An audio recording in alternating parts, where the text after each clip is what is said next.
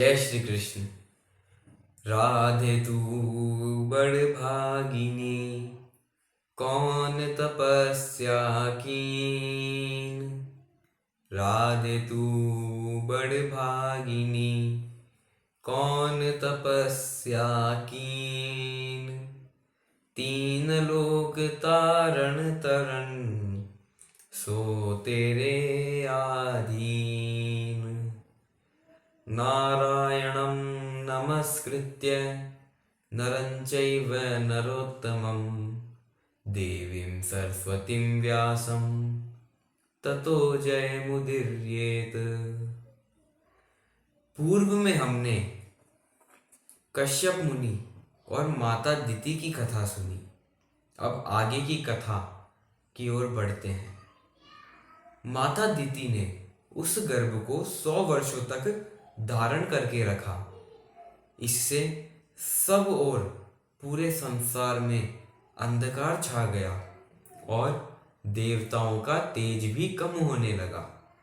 तब सभी देवता बड़े चिंतित होकर के ब्रह्मा जी के पास जा पहुंचे। तब ब्रह्मा जी ने उन्हें कहा, आप इससे घबराए नहीं, मैं इसका रहस्य बताता हूं। एक बार सनकादि लोक परिभ्रमण में वैकुंठ गए, जहां भगवान लक्ष्मी जी के साथ विराजमान रहते हैं और उस लोक की शोभा अपूर्व है। ऐसे वैकुंठ को देख करके वे लोग बड़े प्रसन्न हो उठे। 6 ड्योढ़ियां पार कर वे 7वीं ड्योढ़ी पर पहुंचे। वहां दरवाजे पर जय और विजय नाम के 2 पार्षद खड़े थे। तब सनकादिक अंदर जाने लगे। तब जय विजय ने उन्हें बेंच से रोक दिया। इससे क्रोधित होकर के सनकादिक ने उन्हें श्राप दिया कि तुम भेद दृष्टि के कारण नीचे के लोक में जाओ। यह सुनकर के वे दोनों डर गए और उनके चरणों में गिर पड़े। तभी वहां पर भगवान भी आ जाते हैं। तब सबने भगवान को प्रणाम किया और उनकी स्तुति करने लगे। तब भगवान कहते हैं, हमारे पार्षदों ने ये बड़ा ही अपराध किया है। आपने इन्हें जो दंड दिया है, मैं उसका अनुमोदन करता हूँ।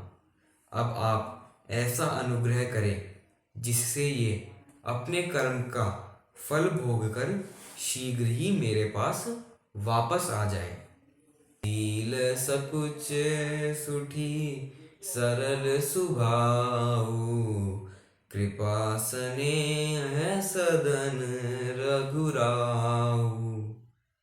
भगवान शील, संकोच, अत्यंत सरल स्वभाव, कृपा और स्नेह के घर हैं। वे तो कभी अपने शत्रुओं का भी बुरा नहीं चाहते हैं। तब मुनि कहते हैं, आपकी कृपा से सारा संसार चलता है। अब आपको उचित लगे वैसा कीजिए। इन्हें दंड दे या छोड़ दे, या फिर हमें ही दंड दे, क्योंकि हमने निरपराध भक्तों को श्राप दिया है।